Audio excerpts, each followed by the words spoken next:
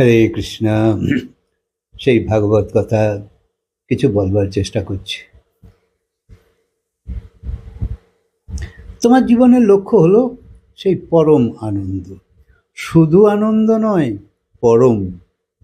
পরম অন্তে যার ওপরে আর কিছু হয় না, সেই হচ্ছে পরম। সেই জন্য পরম পুরুষ, পরম আনন্দ ইত্যাদি আমরা বলি, পরম শান্তি যাই বলো, অর্থাৎ বিশেষ কিছু।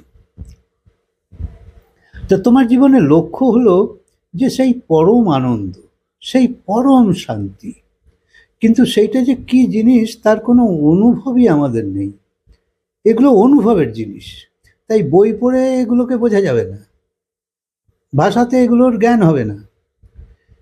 ঠিক কামনা তো আমাদের যে কোনো সময় বিচলিত করে দিচ্ছে, এ আমাদের সবাইয়েরই অভিজ্ঞতা আছে।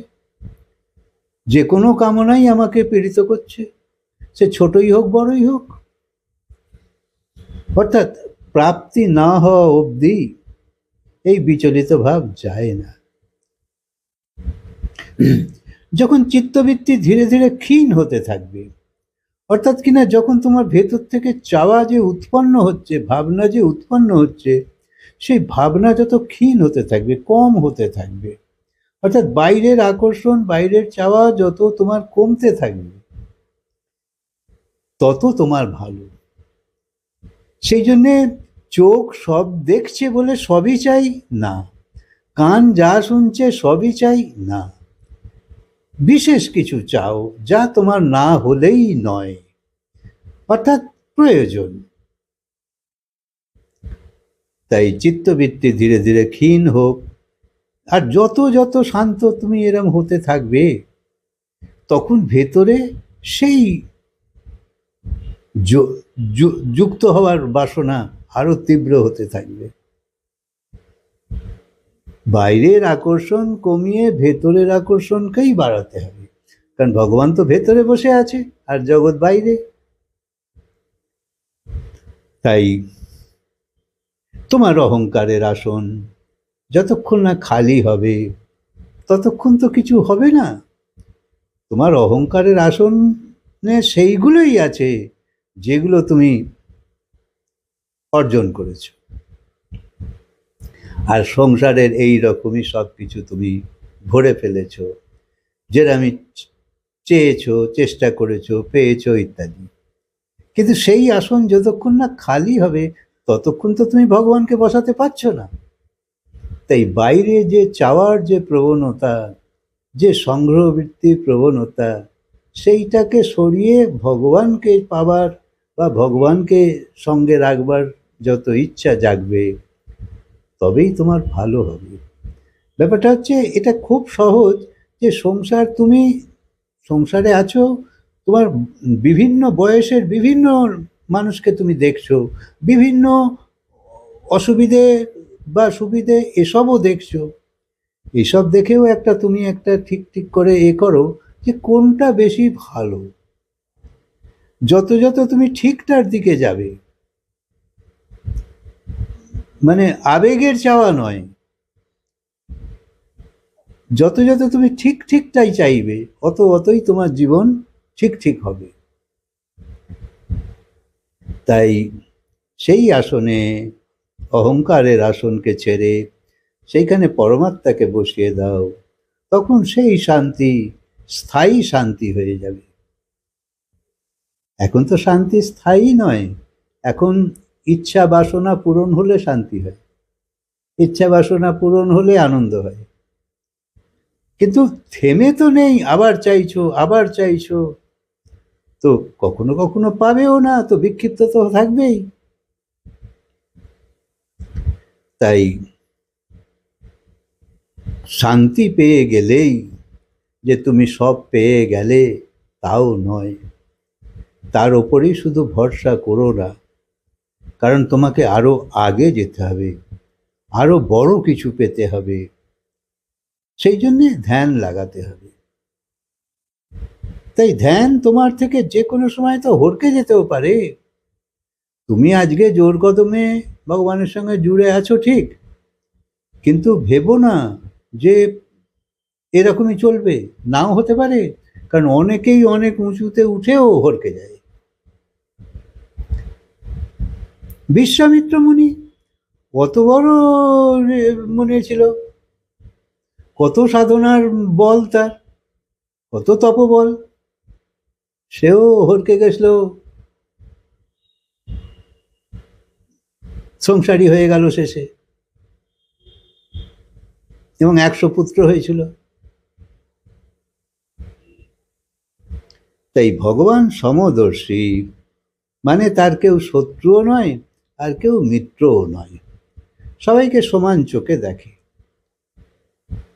তাই রাগ বা প্রেম কোনোটাই তার কাছে দরকার নেই। রাগ অর্থে কাউকে পছন্দ, আর রাগ অর্থে চাওয়া, আর প্রেম মানে হচ্ছে ভালোবাসা। এই দুটো আলাদা জিনিস। প্রেম সেবা অর্থে হয়, আর রাগ চাওয়ার অর্থে হয়, কামনা থাকলে। তাই যেখানে কামনা রহিত দেওয়া, সেটা হলো প্রেম।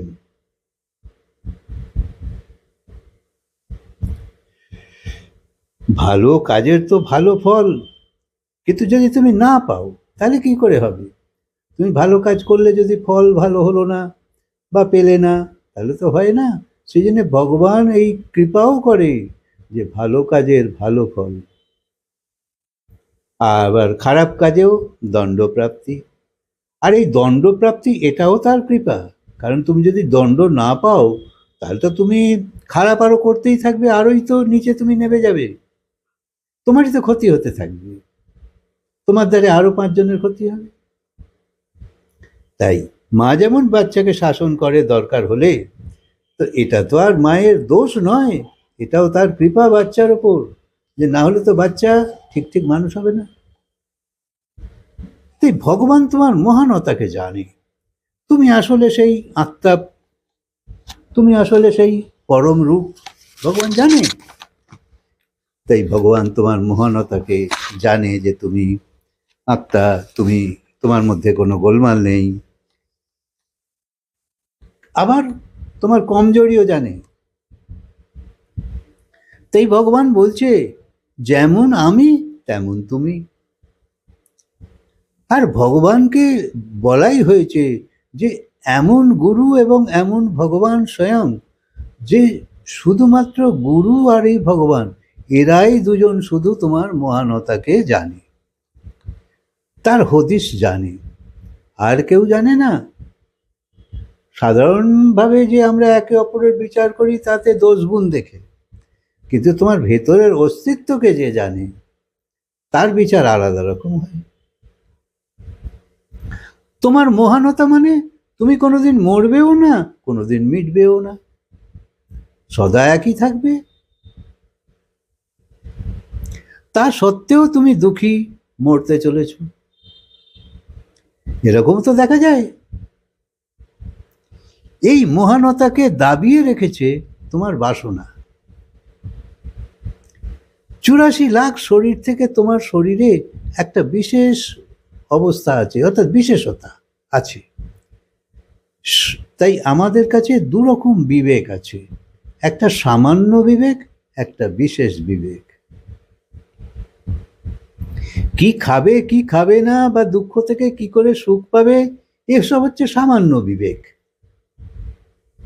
বিপদ দেখলে পালানো বা সুবিধে অবস্থায় থাকলে ঠিক থাকা, এসব সামান্য বিচার। এসব তো মশার মধ্যেও আছে। ধোঁয়া হলে মশা পালায়, আবার খাবার দেখলে কুকুর ল্যাজ নাড়তে নাড়তে চলে আসে, আর তুমি লাঠি দেখাও আবার পালাবে মাথা নিচু করে। এ হলো সামান্য বিবেক। যেমন কীটপতঙ্গ, আরশোলা বা কুকুরের মধ্যেও এসব জ্ঞান আছে। কিন্তু তোমার মধ্যে আছে বিশেষ বিবেক, অর্থাৎ তুমি পরিণামের বিচার করতে পারো যে এই কর্মের এই ফল হতে পারে। তোমার যোগ্যতা কম থাকলেও যদি গুরুর প্রতি তোমার ধ্যান টিকে যায়, তাহলে বেড়া পার হয়ে যাবে। গুরুই তো শ্রেষ্ঠ নাবিক, ঠিক ওপারে পৌঁছে দেবে, ভরসা যদি থাকে। তো চুরি করা বা মামলা করা বা মিথ্যে বলা, আবার জামিন চাওয়া, এসব তো মানুষ করছেই, তা আমরা চোখে দেখছি। কিন্তু বিবেক যদি সুপ্ত বিবেক হয়, বিবেক তো আছে কিন্তু জাগৃত নয়, তাহলে সেই বিবেককে বাসনা চাপা দিয়ে রাখে, বেরোতে দেয় না। অর্থাৎ কিনা বিবেকের উৎকর্ষতা প্রকাশ হয় না। কিন্তু এই সুষুপ্ত বিবেক যদি বৈরাগ্য হয়ে ওঠে, জেগে ওঠে, তাহলে সেই নারায়ণের সঙ্গেও তুমি যুক্ত হতে পারবে। তাই এই সুষুপ্ত যে বিবেক আমাদের ভেতর আছে, তাকে জাগাতে হবে। আর জাগাতে গেলে এই সৎসঙ্গ, সদ্গুরু, এইসব নিয়ে যদি তুমি থাকো, তোমার সুষুপ্ত বিবেক জেগে যাবে।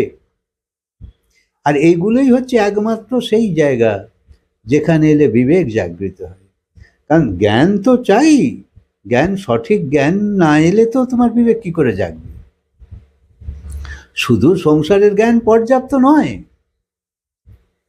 তাই গত জন্মে তুমি দুষ্কর্ম অবশ্যই করেছো, তবেই তো তোমার জন্ম আবার হয়েছে। তাই আমরা সবাই দুষ্কর্ম আগে করেছি, তাই আবার এসেছি। তাই ভুল তখনই হয় যখন বাসনার জোর বেশি হয়। তাই কামনা বাসনাটা যদি প্রবল হয়, তাহলে ভুল হয়ে যাবে। আর বাসনার জোর ততক্ষণই থাকে যতক্ষণ না ভগবানের সঙ্গে যুক্ত হবার ইচ্ছা জাগে। তাই যতক্ষণ না সেই যোগ আসছে, ততক্ষণ এই সংসার নানাভাবে তোমায় পীড়িত করছে। তুমি পীড়িত হচ্ছ এই সংসারের আবেগের জন্যে, নাহলে তুমি অনেক ক্ষেত্রে নিজেকে রক্ষা করতে পারো। তাই এই যোগ এলে তবেই তো তুমি সৎসঙ্গে আসবে, যে একটা কিছু বিশেষ জিনিস আমার দরকার, আর সৎসঙ্গে এলে তবেই বিবেক জাগবে। এই বিবেক জাগবার একটাই জায়গা, এই সৎসঙ্গ না করলে হবে না। এই সৎসঙ্গ যত করবে, বিবেক অত তাড়াতাড়ি জেগে উঠবে। তোমার সুকর্ম থেকেই তো সৎসঙ্গ, আর তার থেকেই প্রভুর কৃপা হয়। সুকর্ম না থাকলে সৎসঙ্গ পাবে না। তাই তুমি যা দেখছো, শুনছো, খাচ্ছ, ঘুমোচ্ছ, পুত্র, পরিবার, এসব তো মায়া। একই রকম কোনো জন্মেই থাকে না। এই জন্মে যা যা যা যা আছে, পরের জন্মে আবার অন্য অন্য রকমও হবে। তাই এসব মায়া, অর্থাৎ কিনা যা পরিবর্তনশীল, যা নশ্বর, যা স্থায়ী নয়। আর একে তুমি স্থায়ী মনে করে আঁকড়ে কতদিন ধরে রাখতে পারবে? না তুমি থাকবে, না তারা থাকবে, না সব কিছু থাকবে। তাই বোঝো সৎসঙ্গের মহিমাকে, বোঝো, সৎসঙ্গে বসো, ভালো করে বোঝবার চেষ্টা করো। খালি শুনলেই হবে না, গ্রহণীয়তাকে বাড়াতে হবে, তবে কিছু ভেতরে প্রবেশ করবে। কারণ চিন্তন মনন না থাকলে কি করে হবে বলো? আচ্ছা, কথাকে আজকে বিরাম দিই, আবার বলবো। হরে কৃষ্ণ।